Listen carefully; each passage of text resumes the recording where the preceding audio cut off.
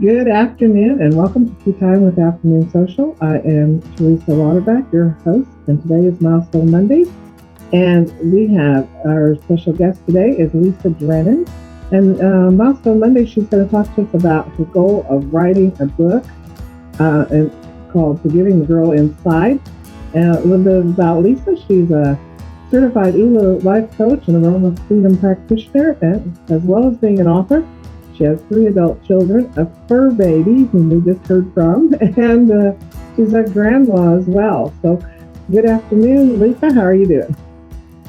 I'm doing fantastic. Thank you so much. Well, you made that big leap into being an author as well, with some of the other guests that we've had on. So I would like for you to share a little bit about your book and how you achieved that goal of finishing that and publishing.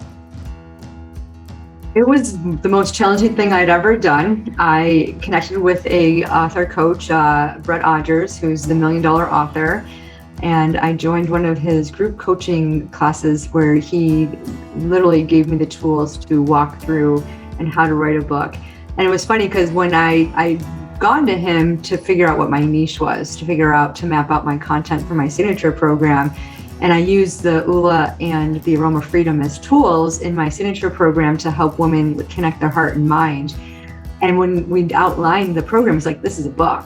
I'm like, what? I'm not sharing my story. My story is too personal. This was just kind of like exercises. And in my book, I share my personal journey of how I self-sabotage myself, turning to unhealthy coping mechanisms, on overeating, overdrinking, and overspending because of, now that I know, looking back, because of what I experienced when I was a kid. And to share that story with everybody, it was like, there's no way I'm going to do this. So we created this plan, step by step, to get it out there. I incorporated prayer, Oola, and this modality of focusing on one thing, gratitude, and just staying focused. Like, okay, why am I afraid to share my story? Why can't I write this book? And it just, as soon as I worked through my fears, I did brain dumps. I was able to map out it's a very short book. It takes an hour to read, but it's kind of like a business strategy for your mindset, getting your heart aligned with your mind by doing these simple practices. And it all begins with our story. So that was kind of the modality, the mindset that I used to write the book.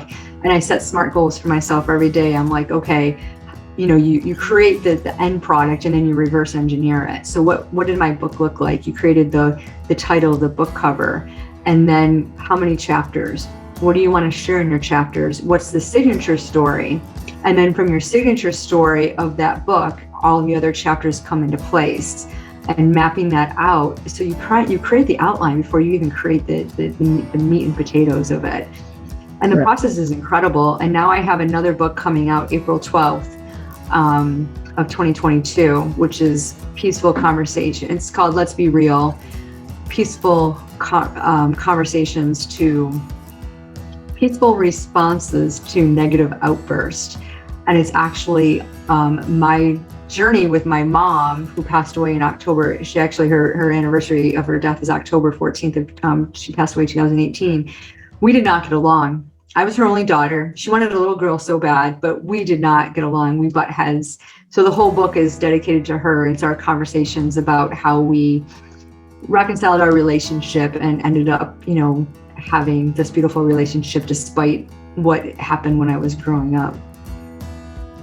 So that keys in that reconciliation. That part of that forgiving the girl inside, is that you're reconciling even with yourself. That probably helped a lot with reconciling with your mother as well, didn't it? It did. It was a major breakthrough, and it was funny because I had peace with my mom before she passed away, but it was always like this guarded relationship. Like, my mom was very controlling and very outspoken. Whatever she wanted to say, she said it, and she didn't care how that affected you. Like if she wanted to call you, call you out on something, she would call you out. I remember she was in the hospital and she was, they wanted to put her in skilled nursing, and I was her health proxy, and I like, yeah, you can put her in, it's not a nursing home. You're going to go there for rehab instead of being in the hospital. She disowned me totally disowned me. I'm like, okay, so how do I respond to this? And the fear was that she didn't want to go into a nursing home and lose her home and this and that. And people take words and they take them to heart. Our words are so important, and some people will understand a word differently. And when you're writing, when you're publishing a book or content, whatever you're doing, you have to be really careful about how someone's going to receive that information. And if they respond in a negative way, it's like, okay, wait a minute, let's step back and say, why did you respond that way? This is what I was trying to say. And then when I explained that to my mom, she's like, okay, well, that's not what I think it is. This is what I think it is. I'm like, okay, great. You don't have to go there. You can do this at home. This was just an option. So she decided to do it at home, which was good. So it ended up, and beforehand, we would have gotten into a huge argument. There would have been screaming and yelling, and I would have felt guilty and this and that. So yeah, reconciliation, forgiveness is huge. And when you can grieve and receive what you've done or what's been done to you and go on that true path of forgiveness, you can truly have the right mindset and be focused on what your purpose is and not focused on the pain from the past or, this happened to me. So stepping onto that victim mode and doing what you're called to do. Because we're all called for greatness. We're all called to make the world better. We all have that same job. Let's make the world better. How can you do that? And we're each gifted with these beautiful talents to do that. But we get so caught up in our pain and what's been done to us. And, whatever it is, whatever kind of relationship that's being severed, what kind of hurt, pain, like even if you're going through physical pain from a surgery or from a sickness, that can really take a toll on your mind. And before you know it, you're in this rut where I can't do this. Well, I want to write, but I'm not going to write. I want to sing, but I'm not going to sing. Like you give yourself excuses. Right. And it's all about the discovery when you're going through that process, getting rid of the fears and discovering who you really are.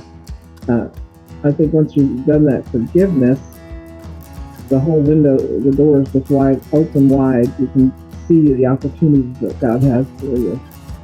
Yeah, absolutely. And in my personal journey, when I was, said, oh, you need to write this book and share this book, I just went to prayer and I was just like, okay, Lord. So my story is, my parents were divorced when I was like 2 or 3, grew up in a very dysfunctional family. Because of that, I was molested as a child from like 3 to 7. I don't really know how long it was, exposed to drinking, drugs, R-rated movies. I really didn't have a childhood. When I was 15, I hung out with older kids and all of my friends were getting boyfriends, and I just felt so ugly on the inside. I just spewed that. That's what I portrayed. I was just angry all the time, and people didn't pay attention to me. Guys didn't pay attention to me, and I thought I'll never get a boyfriend, right? So when I was 15, I met this guy. My friends all told me he was not a good person. I was just like, oh no, he's paying attention to me, right? He ended up being a narcissist gaslighter. I ended up getting pregnant 3 times before the age of 17. 2 of those ended in abortion. Totally devastated me. I swore I would never tell a soul, especially my mom. He would use that against me and threaten me. And, basically I was told that, this was a blob. This isn't going to be any big deal. Not to mention the fact that I was having sex before marriage, coming from a Catholic family. That was huge. So there's all these things that I was hiding and lying from, and to not forgive myself because I allowed these things to happen to me was a really devastating to me, because I didn't understand back then. It wasn't until I was 40 years old that I realized, I started therapy at 18 years old. From 18 to 40, I couldn't figure out why I was so angry, why I was so hateful. And I was people pleasing. I was doing all kinds of things. I was putting on this happy face. You want to volunteer? I was your girl. I would do whatever I wanted people to like me so desperately that I would do all kinds of things for people so that they can look at me and say, wow, she's a really good girl. She's a really good Christian. She really is helpful.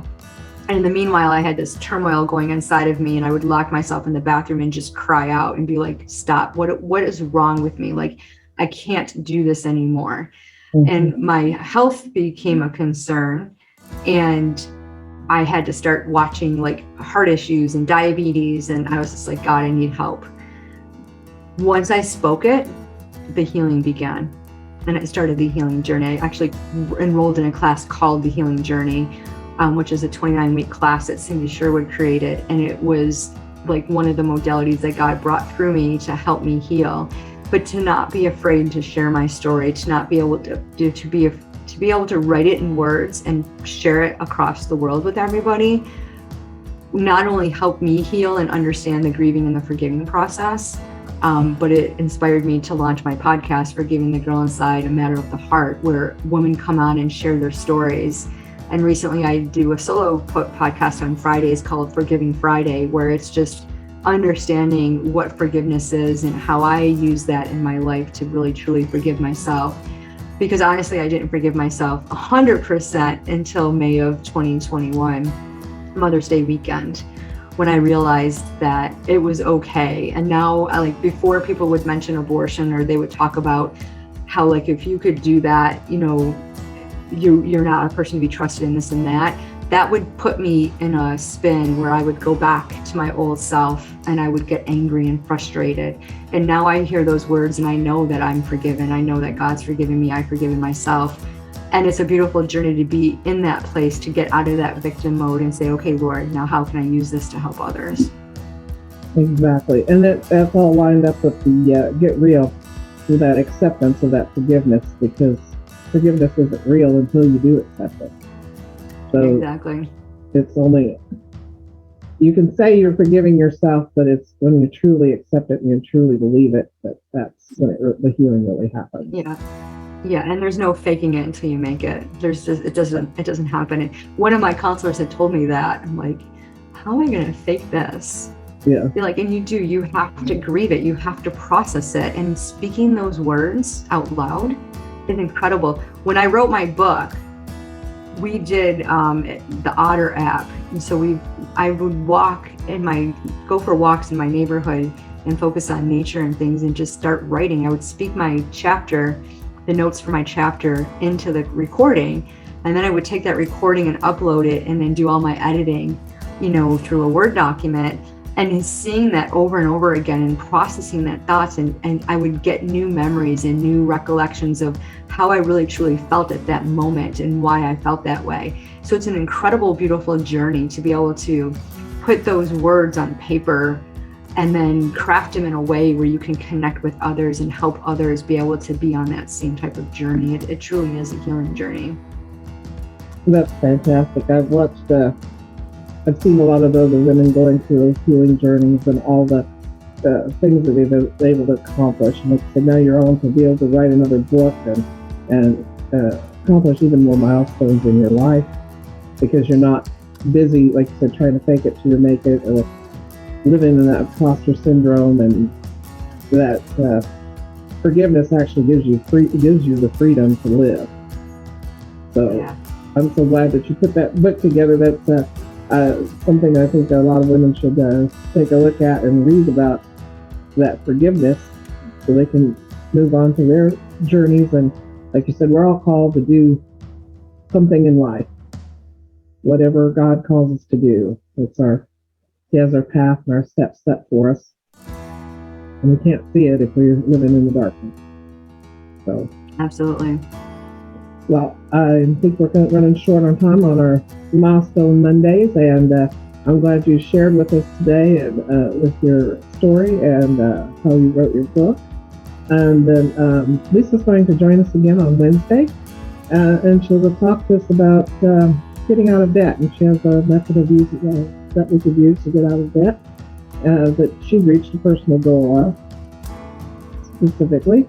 So thank you for being here on Milestone Mondays, Lisa, and we'll see you on Wednesday.